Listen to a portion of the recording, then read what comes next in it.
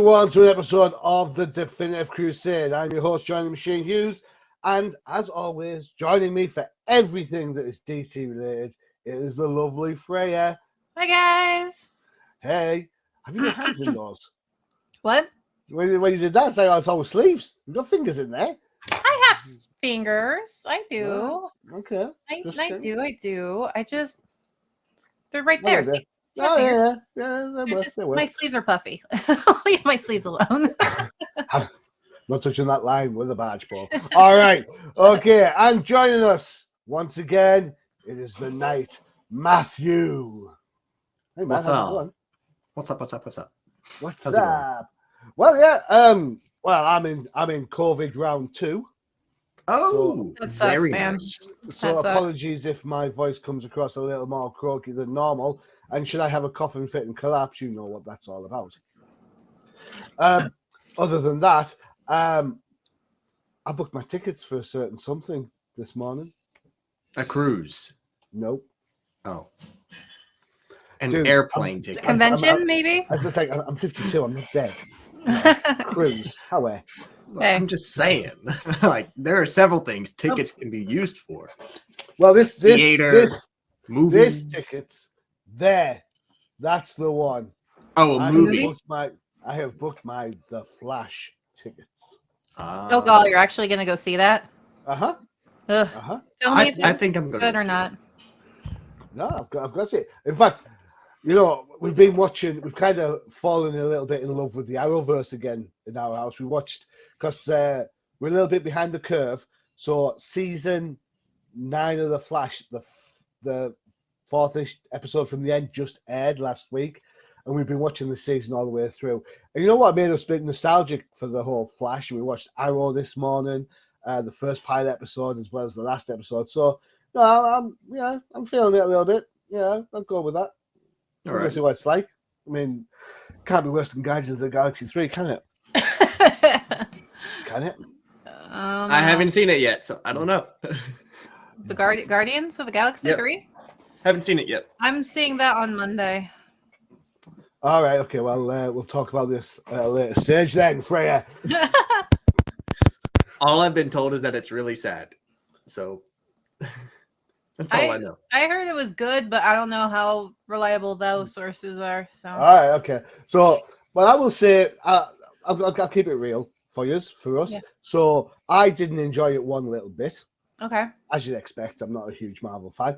At least Marvel movies. I find them plug and play. My wife, on the other hand, likes the whole Marvel movie stuff. And she said at the end of the movie, well, we won't be buying that, will we? Ouch. And Oof. she's the fan. So Oof. Mm. take that as you will. There you go. All right. On that bombshell. It's a shame. It's a shame that Josh isn't here, because we all know how much he loves a certain animated TV show, right? Yeah, I know, Yeah. right? Yeah. And his favorite comic book series of all time. Yeah. Yeah. So, Josh, there's no Teen Titans Go this time around. However, thanks to the dawn of the DC, we do have a new Titans book. There you go. Let's go. Number 1. Ooh, yay! Hooray! Is anyone going to sing the Teen Titans theme tune? Because I know you're all If I dying knew to. If I knew the words, I want to know the tune. The Oh, good. da, da, da, da, da, da, da. Teen Titans. That's all I got. So I think that should be on K-pop Cosmos soon. Just Teen saying. Titans? What part of that is K-pop? Yeah, I'm sure the theme tune's a little bit. I don't know. Yeah, is it not? I don't know. I don't know. If anything, we talk about the We Bear Bears or whatever because they have actual K-poppers on that TV show. All right, fine. Just go for some cross promotion, my friend. Cross All right. promotion. Cross promotion. All right. So this is written by Tom Taylor of Nightwing fame. Art by fan favorite Nicholas Scott. Colors by Annette Kwok, and Wes Abbott is on letters. Now, this was kind of a choice for me, and we don't normally start with me, but I will on this occasion. So this is Teen Titans, and as you'd expect, because it's a Titans book, somebody has gone and done Wally wrong. Oh no! Yet again, yet again, Wally is getting his ass handed to him by someone.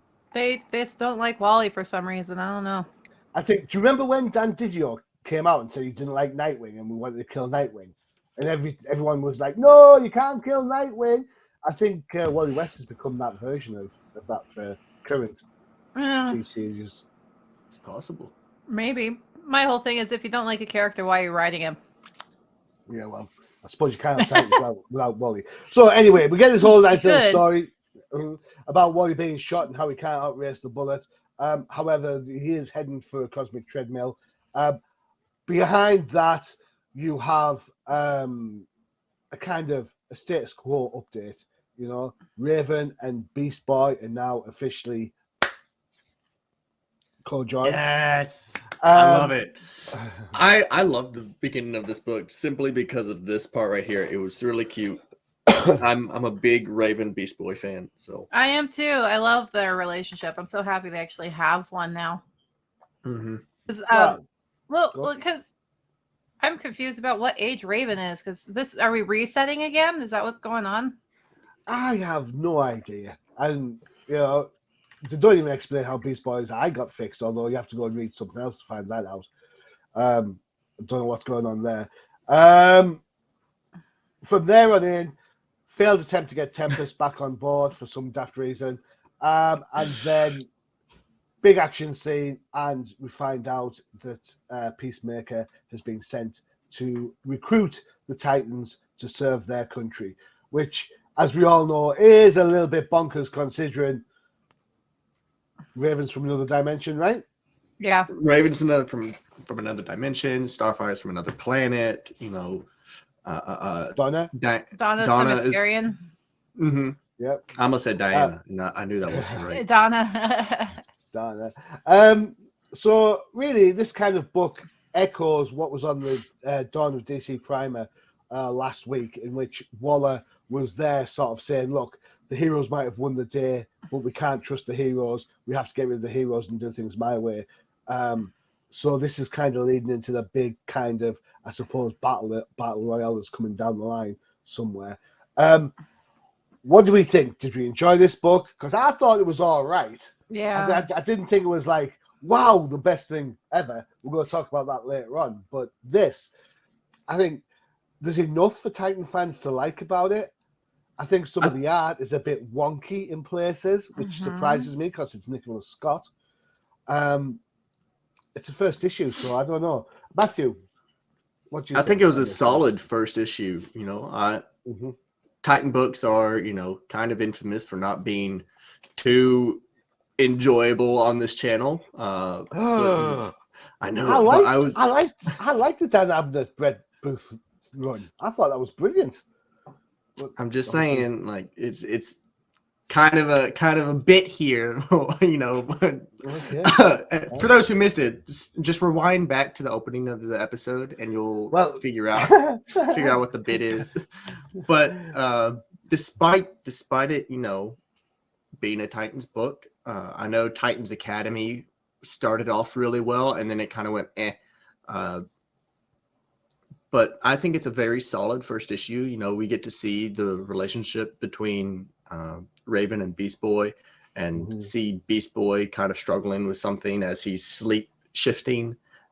It's very cute. We get to see them in action as they stop Titano from attacking this nuclear facility, and they're rescuing the workers. We get to see a dynamic between Peacemaker, the Titans, as he's coming up and trying to, you know, recruit them, and the funny little comments with them all saying, like, I'm not from this country, I'm from a different planet, and Raven being, I'm from a different dimension. Just it's really cool. I'm excited to see how it turns out. I'm not going to have high expectations, but I definitely will be picking up the second issue to try to continue where the story goes and see where it all progresses. Okay. What about yourself? Also, look at Peacemaker's arms there. They're just goals. Arms by Scott, chest by Liefeld. Freyja, what was your take on this book? I'm finally happy that we got Beast Boy and Raven relationship finally, because New 52, I think, ended with them starting a relationship, and then we did the whole revamp, and then Raven's like a 12-year-old and Beast Boy's like 18. So I'm like, okay, I guess we're revamped, but I like this revamp. I didn't know it was Raven at first. Because I'm used to Raven, having black hair. Yeah. Not black or dark purple. Yeah, not maroon or whatever this purple, lighter purple color is. So it kind of threw me off. I'm like, who's this chick? But I was like, oh. Yeah, I'm with you on this because I read this. It was like, it wasn't until I double checked and he says, "Oh, sorry, Ray." I was like, "Ray, who's Ray?" And they were like, "Oh, of course, Raven." Yeah. Yeah, so because we know it's Rachel Mhm. from her own miniseries as well as the TV show. Yeah. So Ray comes in. I suppose it's a cutie of either Raven or Rachel. Yeah. And I'm like, what? But still. It was weird, but now that I know it's Raven, I'm like, okay. Okay. But I do like how we have the I like Starfire's personality in this one. She's very reminiscent of like the old Teen Titans show where she's like, oh, not ditzy, but like a little bit peppier, I guess. Yeah. I also love her hair design in this one. Yeah. The like the kind of mohawk look going on. It's great. And Donna is Donna, and everyone else just kind of is. Donna is Donna. I mean, I don't know. Donna's just been kind of a steady, same for a while. Same with like Nightwing. Wally's the punching bag again. It was nice to see Tempest. I don't feel like I've seen him in a while. When I was reading through, I giggled because the scenes with Tempest he was like, my ocean needs me. Power pose. Dive in the ocean. I am melodrama. He was a very dramatic. I agree. He was very dramatic. I love it. But honestly, when you're talking to people, I kind of like do that too. You go into your natural pose. I'm like this man. But he Captain Morgan's. He does. He very much does. That's it. See I'm done. Next show we have. That's it. That's the next show. No comics. We're pulling out our power poses. The power pose. Yes. Nice. I'll just stand in my room, just over here like this the whole time. I'll have to make one for me. I don't. But I like seeing Tempest. I don't remember the last time we've seen him. Like honestly. It was probably, you know what? It was probably in the Dan Abnett run. I think he's in that for a little while, because that had Arsenal in it, and I guess that's true. Yeah, so that's after 52, is it? Well, yeah, I think so. Just after that. So I think that's probably it. Do you think? I mean, there's no Justice League right now. No. At the minute. All right. So is Titans a legitimate replacement for Justice League? No. Or easy. Or should there always be a Justice League book? I think there should always be a Justice League book. I think Titans should be more towards. It's really. I feel like they need to figure out what their target audience is. I think that Justice League needs to be possibly for older fans, and then Titans should be more for younger people. Their target audience. I'm not saying you can't enjoy them, but I think like their target audience should be. Maybe not teens because they're not teen Titans, but like young adults, like early 20s types. I think the Justice League should definitely be focused. Well, I don't know because we've got Justice Society as well. Yeah. So if you're wanting something like old timers comic book show style stuff, you ask anybody on there, i.e. me, then I'll say Justice Society over the League every day of the week and twice on Sundays. I like the Justice League, but for me, this Justice Society wins hands down. I just think before New 52, practically this Titans team were in the Justice League. You had Dick Grayson as Batman. Donna was there as the Wonder Woman character. Cyborg was already in the Justice League at that time. So if they couldn't make us the Justice League dressed as the Justice League, how are the Titans going to be a replacement? That's all I'm saying. I don't think there should be a replacement though. So okay, cool. Matthew, thoughts? Can the Justice League, the Titans, and the Justice Society all exist in one Earth, or should we go multiversal? I don't know. My only thought with it is that if the writers somehow in the future want to move the Titans into a Justice League setting and kind of have them be the characters for the Justice League, they need to find a good way to introduce new characters to be the next Teen Titans. That's a good show. We've seen them try to do it, but we haven't been able to emotionally connect with any new characters that they may have introduced in order to take that position. I feel like the Teen Titans need to always be a thing. The Justice League needs to always be a thing, but the characters, I think, would be really cool seeing them progress to different tiers as they age and progress in their stories. But you can't have a position leave without being able to fill that position. Yeah, it's like sports when you have like the college leagues and you have the professional leagues and the semi-professional leagues. All right, okay. Or you just kind of go from, you go up or you skip. So here's my question then, before we round this book off. Yes. By this point, surely to God, Nightwing should be on the Justice League. Yes.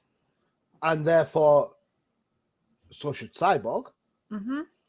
Therefore, Starfire and Donna should lead the Titans. But here's the thing. Time is irrelevant with these comics. So, because Nightwing has been like 20 or 30 something forever, and Bruce has been 30, 40 something forever. So the problem is with comics is that they're not going to take over because no one really ages and progresses. It's the only thing, and they're not going to phase out the old characters because those are the money makers. Bruce Wayne and Clark Kent and Diana are the money makers. That's why they're, the trinity of DC Comics, and they're not going to phase them out because why would you get rid of the thing that makes you the most money? Now, if Dick Grayson's stuff like Nightwing books were making more money than the Batman books, then yeah, they would have been replacing Bruce with Nightwing, but they're not going to do that because that's not true. Most of the books they're selling are Batman books, as we all know, as we look at them and we're like, half these books are Batman related. Which it's really a shame for me because I think I think Nightwing has consistently been one of the best books DC puts out for the last 12 months, easy. Yeah. Tom Taylor's still writing it, so there's got to be some carryover from that. Cool. Yep. All right. Excellent. Ready for our next book? Sure. Who the hell picked this? It is hold on, let me get the full title on. The Sandman Universe, Dead Boy Detectives, number 6. It's also the final issue.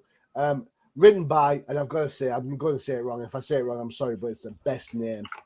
Pornshak Pichetso. Is that right? Close. No idea. Jeff Stokely's on art. Craig Talifa is on inks, along with Jeff Stokely again. Miguel Muerto is on colors, and Hassan Otsman Elawal is on letters. I believe this was a blind choice by Matthew. I think he was looking through the wrong end of his Red Hood mask when he picked this. Yeah, I had it on backwards. Yeah, we wearing your Deathstroke mask instead. And you could I don't have Deathstroke mask. He was wearing his Red Hood mask. Come on, Johnny, you should know this. Yeah. I did say Red Hood at the start. Did you? Yeah. Sorry, I spaced out the first half of what you said. What were you saying earlier about like guys can't do two things? Can't multitask. Women can't listen. Something like that. Yeah, well, that's kind of true. And you've just proven my point. We're all the same we're all the same, but in different ways. Yeah. True that. So there was a bit of reasoning behind my madness in picking this. We keep discussing, and it kind of goes back into what Freyja was just saying about Batman, Superman being the moneymakers. I wanted to pick something that was DC related, but wasn't one of the big topics. It wasn't Batman, it wasn't Superman, it wasn't Wonder Woman. I wanted to pick something that was slightly different, and this presented itself. And I was like, okay, well, let's see what this has in store for us. Well, then run it down for us. as you mentioned, this is the final issue in the story, so there's a lot of things that I Go on, say it. You have no idea what's going on. I have no idea what's going on because this is the final issue. This is apparently the final issue in this story plot. So when I jump in and the first panel is there's ghouls coming out of like this hell portal and floating heads, undead children that are solving, like, I kind of like the premise of it because it's, it's child detectives. They're just going around solving mysteries. It's kind of like a PG-13 version of the Scooby-Doo gang, as what I kind of got the vibe from, solving some kind of paranormal experience or mystery. There was also the thing here where it's the floating head ghoul, the ghost. That's an actual like spirit in real life drawn from Thai. Yeah, this is all Thai mythological creatures going on right now. And so it was really cool. Like I said, I don't really know exactly what's going on. There's a lot of story points that I feel like I would know if I had read the other books first, but I just haven't. Essentially, what I'm picking up is that there's a guy who was trying to bring his daughter back to life, and so started a ritual, and then from this ritual ended up accidentally bringing other spirits back to life, which were then trying to, devour people as undead things do. All right. So according to Previews World, let's help you out on this. Destiny the Witch presents Edwin and Charles with none possible choice in this series' thrilling conclusion. What would two dead boys be willing to sacrifice to save themselves from the terrifying unknown and the very order of magic as they understand it? It's a good summary. That's what's going on. There you go. Okay. I mean, it's definitely interesting. I don't know if I'm going to go back and read the others, but I think if you had started from the beginning, this would be a good read. Well, you know what? Thankfully, someone here to save us, Matthew, because Freya and I, we've looked at this book before. Many times, yeah. A couple times, yes, yeah. We have looked at this book before. So, Freya, are you able to help young Matthew out with this? Okay, so I'm trying to remember everything that happened. So in the previous books, the detectives, Charles and Edwin, they met these Thai ghosts, which are the girl and the bowl cut boy. And I believe there was another one, but I don't know. But and they all died at different points in time. And then there was this one guy who was taking care of them, but he was killed. And they were looking for this particular amulet, which is, I believe, what this man has. So, yeah. And the last one I read, they were going into the underworld. They were kind of being chased by the road or whatever that was grabbing a hold of them. Also, Charles and Edwin kind of started developing a thing for the female goth ghost girl. Yep. And that was developing a rift, kind of interesting dynamic between them. Which is why he said later on in this book that the fluttering heart is like the feelings he has for her is going away. And they were also this witch character we found in other books previously too. So she was the witch who murdered her neighbor, that old guy, and she like drank his blood or something. I don't remember, but she killed her neighbor. Yeah, as you do. So she's been in other books we've looked at as well. So they were developing her in her own books. I don't know where they found her, but they hinted at her in the last book I read of this. Because I think I missed an issue or two. So what they're doing now is they're getting the amulet because he wished his daughter back. I believe he messed things up in the spirit world, and that's why it's like merging into the real world. And because he's not only tried to bring his daughter back, but he's trying to make her human again. So he's like trying to absorb souls into the amulet, but obviously that didn't work out well. and he dies, and then the witch casts a ritual to put everything back, which she does, and we can't show it because she strips down nude, as she did in all of her previous books that we've seen her do her magic in. So we have to, because this is a Black Label book. But yeah, so now they have their new friends. And I think the girl Crystal that they were talking about, she was their original female friend because there was originally 3 of them. But she was human and she passed away. And she didn't turn into a ghost. She just moved on. So now they have their 2 other friends. And I think this witch is going to summon Crystal back for some reason. So yeah, go on. Sorry, Frey. No, I like this series, actually. I need to go back and reread it because it is an interesting story. Mm-hmm. And it is Sandman, so the artwork is very indie-ish. I don't know how to describe it, but it's very unique. But you can tell who's who, and they all have their unique personalities. So yeah, it was very interesting, and it is very heavily tied into Thai ghost mythology and whatnot. So looking into that is helpful. And I thought that was unique and interesting. I think that's why I like this so much. Is I like when it's not just Western stuff, because I'm very familiar with that. I like things that are like unique and different from what I'm used to. And other people, when we don't talk about it a lot in our comics, they get excited when their culture is finally in a comic that they've been reading, comics that they've been reading. So I greatly like this. I just need to go back and reread it, but the story is interesting. And I think it's building up for something else in the Sandman universe. Well, that's a great call, because I mean, very much, Matthew, you mentioned it before. It's like the Scooby-Doo gang on something. It is Casper the Friendly Ghost meets Scooby-Doo with some horror vibes thrown in there. The character is going to appear in another series down the line. So in the past, where we've had the Sandman being the connection point between the different areas, it looks like this character is going to replace that a little bit and have that overreaching arc. I'm not a huge Sandman universe fan, so I'm like you, Matthew. I'm just along for the ride more than anything. I enjoyed the art for what it was. I liked the change up between QT art with horror. I think that's quite jarring at places, and I think that works really well.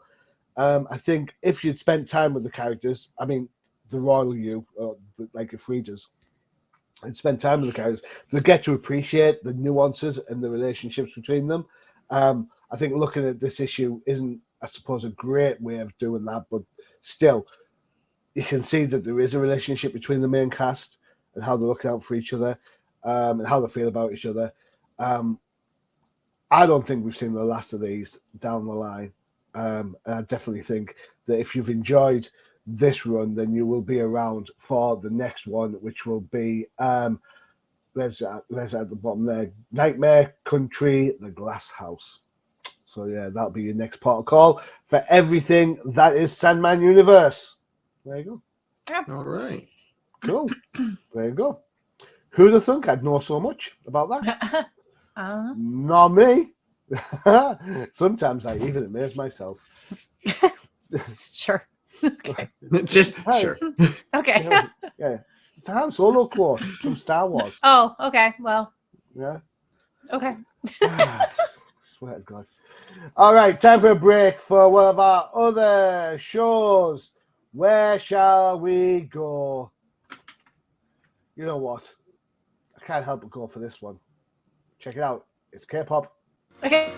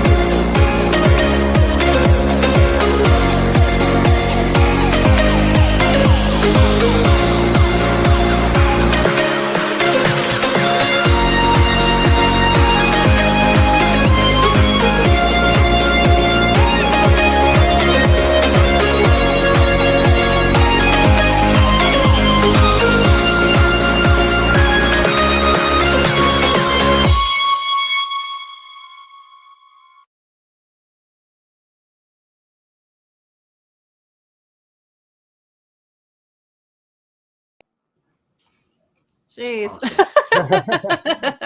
So I was right outside the panels a little while ago. I was doing a Kickstart with someone, and they have a very Asian theme going on in their book. So I ran the advert thinking they'd be interested, and at the end of the advert, they were like, "You know what? I prefer J-pop over K-pop." Oh no! Oh no! I was like, "What's J-pop?" Japanese pop. Yeah, I worked at. Oh, go. I was like, jeez, I highly disagree with that. Now, if they said J-rock, I would agree, but no, J-pop is so. There's a couple groups I like, I will admit that, but it's so bubblegum. I want to vomit sugary sweet stuff. I can't.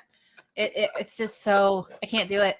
do you know, I'm going to ask this question because I keep every time I see the trailer, I keep thinking about this. What? When I see the groups do the dance and they're all synchronized and stuff, and they're doing whatever, it makes me think it's hardly not that different from boy bands. No, it's really not. In all essence. So, No. Well, what's the differential? So the differential is that it's Korean. It's literally all K-pop is. It's pop music, but it's Korean K-pop music, and you think Backstreet that Boys, because but from a different country. Yeah. So what happened was a quick little brief history lesson. When K-pop was a thing, it was originally more designed to be hip-hoppy, but it got a company popped up called SM, and he studied pop music and everything that was going on in the 90s in the US, and so he's implanted it over there in Korea. Oh, all right. So that's why I see the same sensibility. Yeah, so that's why it's very similar, because he based it, and it's still a very it's one of the big three companies still, and it was the first one. It's SM, and so they study trends and stuff from the US, and they implant it into what they do as well. But it's taken on its whole thing now, but I'm not getting into that since it's not K-pop Cosmos. Watch my show, guys. Watch my show. It was just a question because I don't know anything about it. I was kind of like, I didn't understand, so I thought we'd better go to the source to get the it's just it is heavily influenced by US stuff. So okay, cool, yeah, excellent. Just so I know that if I never make it as a boy band singer, I can always try something else.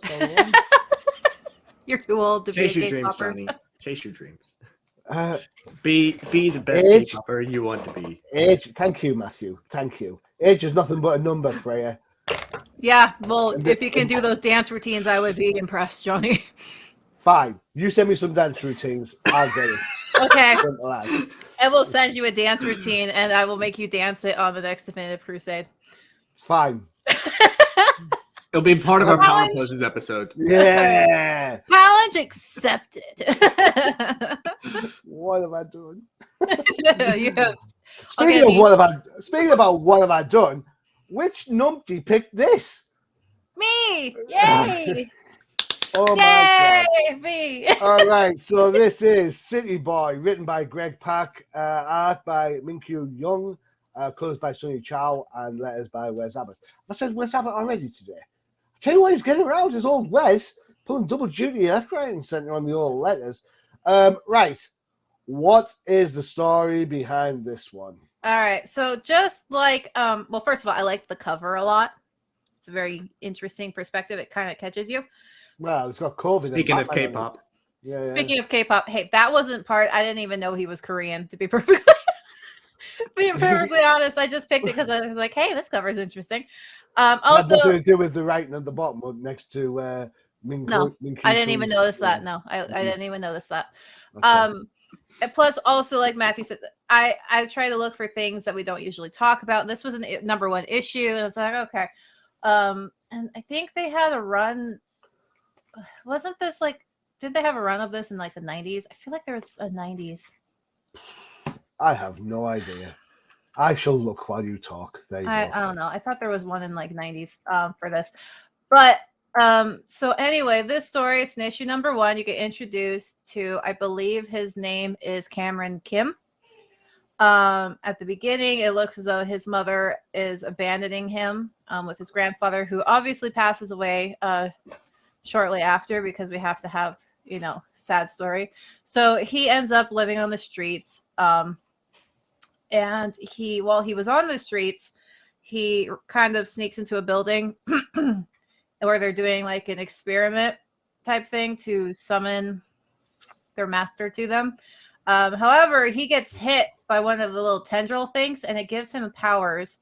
So now he has what they call it, urban telekinesis, which is the ability to manipulate the interface of cities and structures within them. So he can like manipulate. What about towns and villages? Can you not do that either? This is the thing.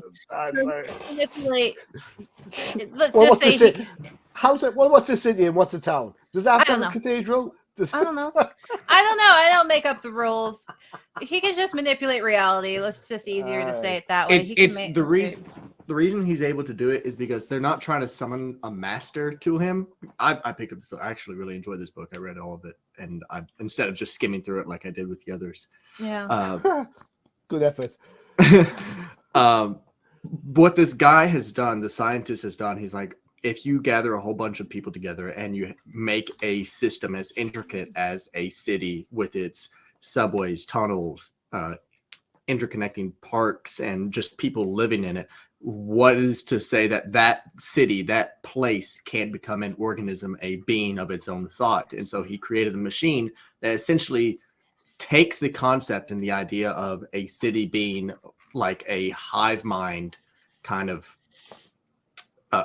creature and brings it to reality. And when he activates this machine, so that way he can share the thoughts, what he's trying to do is trying to implant the thoughts of the city and its hive mind into these people around them so that they can get power. And it chooses Cameron instead. And thus, hence the story, he gets tortured. Mm-hmm. Oh, I got that mixed up then. I thought they were trying to summon their god or whatever. But which turns out to be dun dun dun. Spoiler, guys. Dark side, yes. right? Dark side. Yep. Yeah. I agree. Sorry, continue, Matthew. No, sorry. It was your. I interrupted you in the beginning. Oh, sorry. So. Yeah. Yeah. Well, I mean, I love this story actually, and like I always complain, about new characters and whatnot. So, and I need them well written, and this seems to be well written. And if he is a new character, and this isn't like, for some reason, maybe it's a movie or something, but if he's a new character and he's well done, which he seems to be right now, yeah, his powers are a little. I don't get him too well, but it's very interesting, and I like him. He has, I appreciate something that they did in this book, because I've complained about this before too. When he's talking to the Chinese mafia boss that's running this area of town, is he Chinese or Korean? Korean. He's Korean. Boss Chung. So he starts speaking in Korean, and they made the text blue, and then it says blue text means he's speaking in Korean. And I'm like, okay, thank you. Because I was complaining in Monkey Prince that if they're going to be using Chinese, they need to put a little translation somewhere or do something, because obviously if you're reading the book in English, you most likely don't know Chinese, right? So, just do something to help people read so they understand what's going on. Mm-hmm. And I appreciate that they did that, and they started doing that in Monkey King too, like this means this and that, whatever. But the one word a couple words they didn't translate. When he was a kid, he's screaming "Oma, Uma, Uma." I can't say it right. I suck at Korean, guys. I like K-pop, but I suck at Korean. Oma, which actually, as everyone would kind of guess from context, that just means mom. That's mom. And then later he makes the mafia boss makes him call him Hyung, which if you don't know Korean or anything like that, you're like, what the crap does that even mean? It means older brother. It's like an honorable way to like call someone who's older than you or of a higher rank. They don't necessarily have to be your brother. Oh, so I can be called joining the machine Huang now. Hyung. I wouldn't call. Would I call you Hyung? Well, you can call me what you like. No, I don't know. I wouldn't, but you said older. You can't diss me for being old and not doing K-pop, and then take away my honorific because I'm old. I am not from that culture, so I could take away the honorific I want to. Son of a... Hashtag no love for the machine. Yeah. But, So reading back through the story, I can see where Freyja got a little confused about delivering the city to the master, is because when he's discussing how this thing works, he says, I believe the system as complicated as a city should properly be understood as a living organism, and now I have proof that it can be. And thus I've created this machine. Today, our task is to make our first attempts to communicate with this consciousness, this living city, which is why you are here. The architects, engineers, criminal masterminds, city planners, politicians, no one knows the city better than you. And when you bond with this consciousness, no one will be better prepared to deliver it to our master. So they're trying to essentially get this consciousness, this living city, into essentially exist within the brains of these people. And then deliver those people to a dark side. yeah. See, I'd be interested in a city consciousness brawl between wherever the hell this is, Metropolis, Star City, and Gotham. I'd be interested to see the consciousness of that. But this was it was not my cup of tea at all. I was like, it was the origin being left, and then the granddad dying. Oh man. I expected so much more from Greg Pak. So much more. Yeah. Well, Just not my cup of tea at all in any I do love his hoodie. His hoodie is a city. So, I didn't even notice that. If you didn't catch that, his hoodie is like a skyline. It is. It's two sky. Oh my gosh! I just noticed that. Oh god. Oh my gosh. I still like his design though. I'm not gonna let that ruin it. But I like his design. I like the mask. I like the hat. I like it. But the powers, I have heard people refer to cities as like living organisms and stuff and whatnot. So it's just a little weird, and I just have to get used to it. But I do like this as a first issue. If they continue to do well, like with Monkey King, I start to really like that kid. Then, because like I said, I complain all the time about they need new characters if they want, blah, blah, blah, just create a new character and make them good. So that's why I want to also support this for a bit. And if it goes crap, then I will stop supporting it. But I would love to see him go to Gotham and Metropolis and stuff and see what that would do. If it's a living organism, I would assume it would have a different personality. So I want to see what Gotham's personality I would like it's Batman. It's just Batman. It's just Batman. He just turned into Batman. I would like Metropolis's sunny facade to be kind of like some sort of dopamine induced coma, So everything's shiny, but on the inside everything's like falling apart. Yeah. It's all right. I got my happy pills. Yay! All right. Okay. Right. I suppose I'm not going to say back to normality, but back to the superhero world for the fourth and final book. My second choice. And it is this absolutely beaut of a book. I can see, apart from one thing, nothing wrong about this book. I think it is fantastic. My wife doesn't like the cover.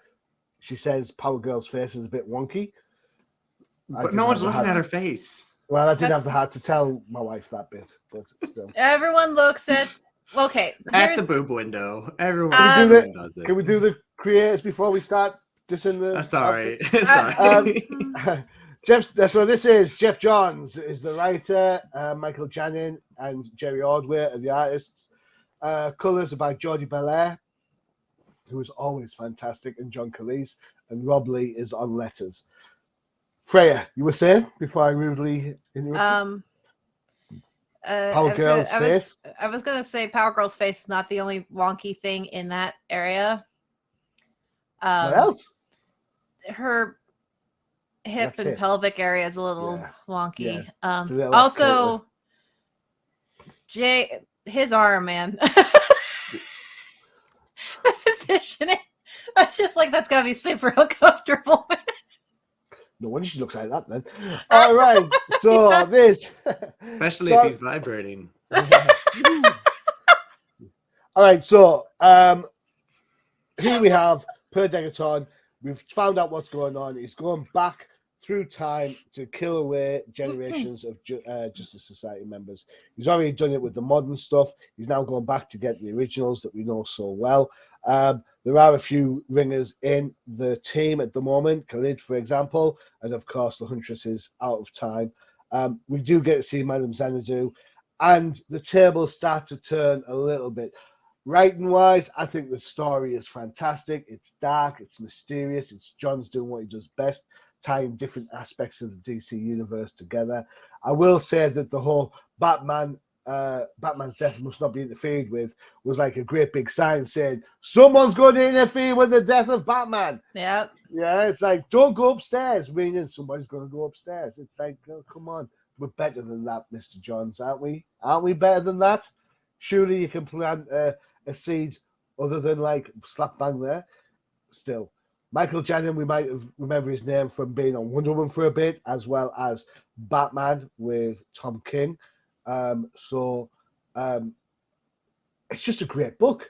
I enjoyed it wholeheartedly. It is proper Justice Society stuff. Power Girl in thigh highs, that works. The only thing I didn't like, and I might have said this before, is the Huntress costume. It looks like it's just a baggy set of overalls. Yeah. And it just doesn't work, I don't think.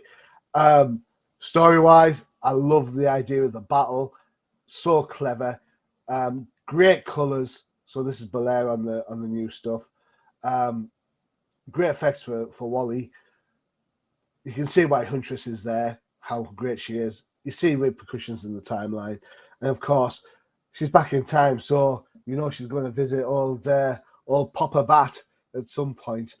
If you love the Justice Society, I don't think you can go wrong with this book at all. If you don't like the Justice Society, you'll think, why am I reading this instead of a Justice League book? But hey, what's not to love? The Justice Society rock. Right, Freyja? Yep. Really? Oh, you agree? Cool. Yep. Excellent.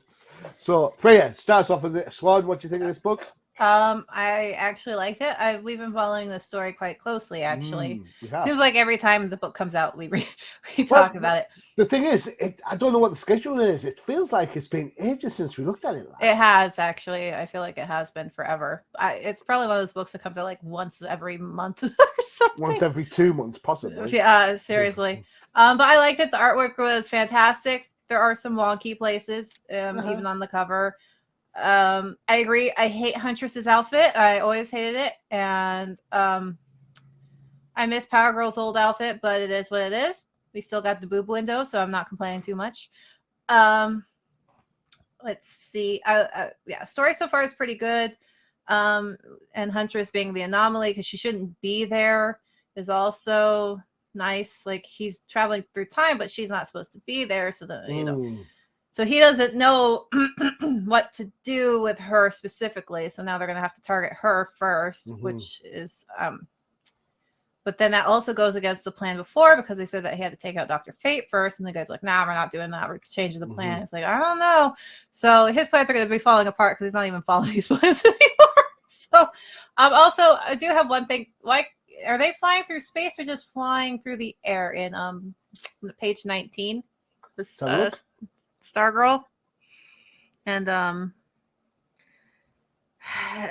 Jackie and the Thunderbolt. I love that panel. That reminds me so much of JSA Classified. Very well done. Yeah, that's nice. Which panel? Let's see. It's when they're flying through the sky, right before the Batman stuff. There it is. That one. I think just flying through the sky. Oh, okay. Because I was like, since when can they breathe in space? No, I think that just happens to be like the really high up. Okay, because I was like, what the crap? But I do like Batman's look in this. It's very nice. He's very crisp and clean, and I love it. Do you remember Janin's work on Batman? Because that was very similar to this. Very clean. Very. He's the artist that did the Naked Bane issue. Yeah. Yeah. I do. Yeah. But then the Huntress pops up, and I'm like, I just hate her costume. You know what? I was with this. I was like gritting my teeth through it, and then I saw this final panel, and this was the panel which I turned to my wife and said, "I absolutely hate this costume, man. This sucks. It does. Terrible." Anyway, Matthew, what do you think? So go on. There are a couple points. One, we get to beat up Nazis. Yay! Actual Already- Nazis. Already a solid book. Already a Yeah. solid book. That you It's get to- actual Nazis. It's not just Yeah. people that people disagree with. It's just an actual. We get to beat up an actual Nazi. Actual Nazis. I'm okay with that. Second point, it's a trope that I really hate this trope. It's I'm angry. I see you're doing science stuff, so I'm gonna smash it everywhere. It's Countereffective. It makes me angry whenever I see things like that because, you know, I work in a toxicology lab, and Yeah. so I know that the materials that they're using are more than likely some kind of dangerous chemical. You don't of just some throw that. kind. Yeah, so I'm trying to think of the actual word, but unfortunately, brain no do good. And so they just smash it everywhere, and it's a trope that everybody does. It's like, oh, I see you're doing science stuff. Well, I'm angry, so I'm gonna smash all your test tubes. And kill everyone in the room. Yeah, it's I mean, you have no idea what's in those test tubes. To be fair, Yeah, but exactly the point. We don't know. No. Listen to what I'm saying. You don't know what's in there. Not to say the characters don't already know what's in there. but who's cleaning it up? Who cares? That's a lot It's a of comic broken book. glass. I Oh, know. You go to Let's the get next out. page, and it's Honestly, all magically gone. You It is guys, magic. you need to talk to Lucas. Lucas on No Prize Podcast has this thing where he wants things to be scientifically accurate. So we'll be talking about a comic book, and they'll say, "Oh, just by amount of interest, I don't think that vibranium would react in such a way in the scientific world. If you're going to do science, can you make sure it works?" I'm like, Lucas, mate, vibranium doesn't exist. It's like, that's a made-up metal. Here's the thing: you can't have science be sciencey when you have people naming new elements Batmanium. Hey, I haven't heard that in years. Oh, I know, right? Flashback. Oh, no, PTSD. Oh, no. Batmanium. We were even joking about that. Like, what is it going to be called? Batman. Oh, The man. nth metal. This is better than Batmanium, though. The nth metal. Batmanium. Oh, man. Oh, God, that was so bad. Jumping the shark. Jumping the shark. I swear, how I didn't check out the comics that day, I have no idea. Oh, God. There's that and Batman surviving a planet fall from space. I'm like, I oh. don't, yeah. Those are and ironically, they both feature Batman. It's like, oh. The suspension of disbelief, man, is just. Suspension? There There's no is no gravity. belief. If it flew away, it floated Well, off the- we also have some people flying in space that don't need face masks all of a sudden. breathing underwater. Yeah, in that's the Superman book. Oh, man. Oh, God. So I think Matthew, I get it. It's a personal thing, but I think when it comes to sciencey stuff, I think we need to take it with like a whole salt cellar worth of salt, not just a big. Not a grain of salt, but like a whole teaspoon of salt. Do you know when you buy it in like a job lot and you get like a big pack?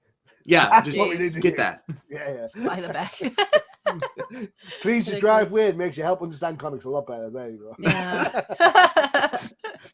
Get some Epsom salt. Maybe you take a bath with it. Take a bath, it'd be yeah. fine. Yeah, give you some. But bubbles. it's a good story. I remember when we picked up the first issue, and we enjoyed it then. And I think we had the same grievance about the costume then as we do now. Just a terrible costume. There's a couple artwork things that can be pointed out, but most of that is with the costume. Like in the very last panel where Huntress is talking to Batman, just from this point of view, and I know there's a terrible joke to be made here, but it really does look like she has a front butt. Like It really, like butt. Yeah. It's bad. It wasn't. Yeah, I don't think this is a good choice for the design. I know that they were wanting to go with something that was more, old style and 80s concept or whatever era the Justice Society is. It just didn't work correctly. If it I'm was a little 80s. bit. Sorry, go for it. I was gonna say if it was 80s style, she would be wearing like a one-piece swimsuit that goes way up and like is essentially a thong. And she'd have the ab window. Yeah. There is something other wonky about this, and I'm a little bit like Matthew on this one with his science beating trope. What? If you're going to have a character stood there, and then the wind is blowing her hair in cape one way, then shouldn't that wind also affect the characters in the foreground? She set up a fan specifically for this So, moment. and if you notice, the rain's not falling with the wind. The wind. It's just going, and so I get it. If you glance at it, you go, "Wow!" You get the image. It's there to help feed the gaps in your mind of what it is. You get it. You understand. Yeah. But then Batman's cape doesn't move.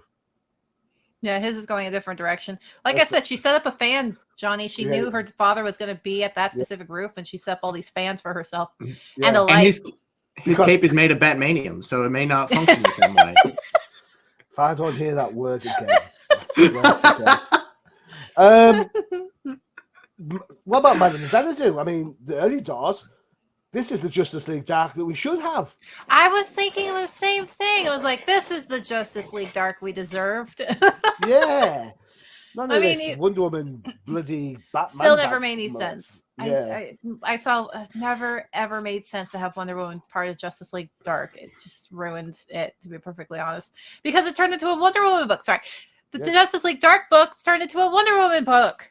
It was all about her and her little encounter with the witches. And it was like, so this was good. This is a 12-issue mini-series or maxi-series, so this isn't going to be ongoing. I find that a bit of a shame, to be honest. I think there's a lot of longevity to be had in the Justice Society, but that's just me being an old timer. Sorry on that one. Well, maybe if it does well, they'll continue it with an actual book series. Well, we are getting a Power Girl series coming up. Oh, good. Yep. So that'll be out. That should be out in the next episode or two, and also a Fire and Ice. Ooh. So, and in fact, Power Girl Special, I think, is out the end of this month. So there you go. So we should have a chance to have a look at that.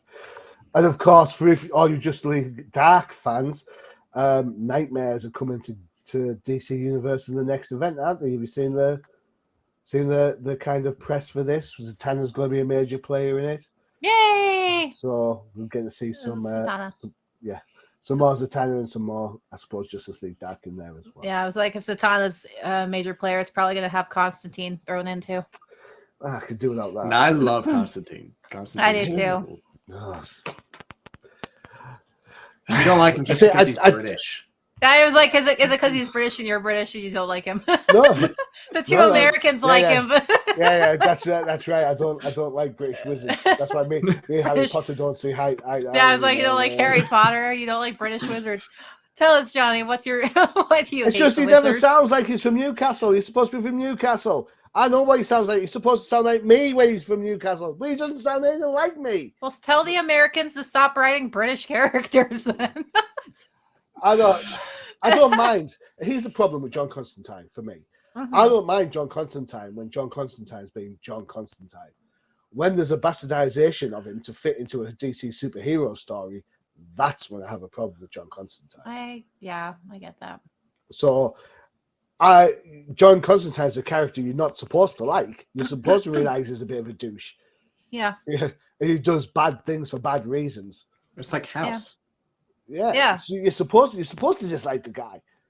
So in fact, I'm right and you two are wrong. Yeah. No. I'd highly disagree. Just no. Shocker. No argument, just no. No. So I don't know.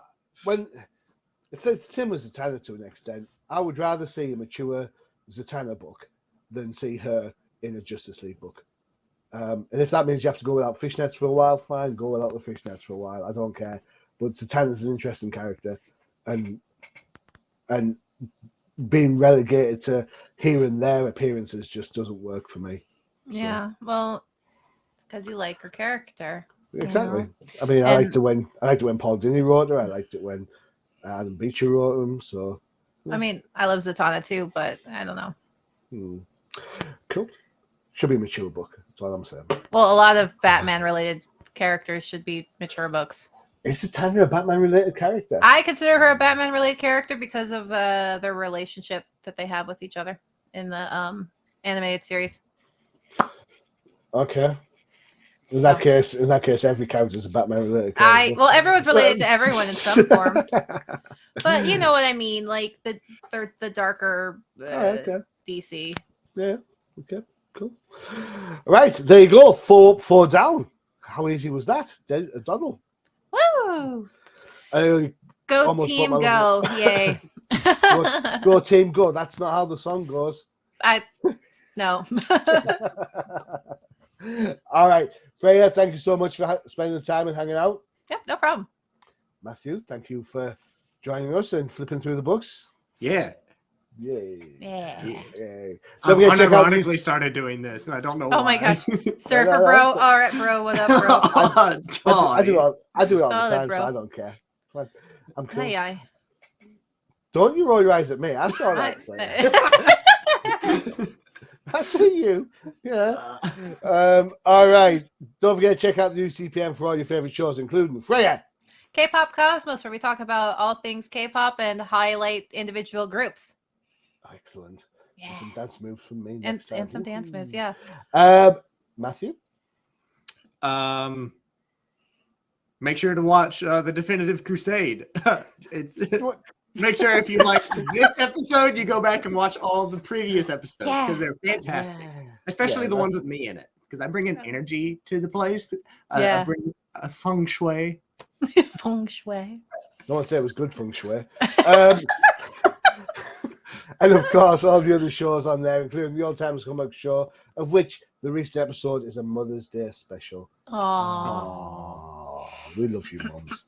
All right, that's it. I've been your host, Johnny Machine Hughes, and as always, adios. Bye, guys. Bye-bye.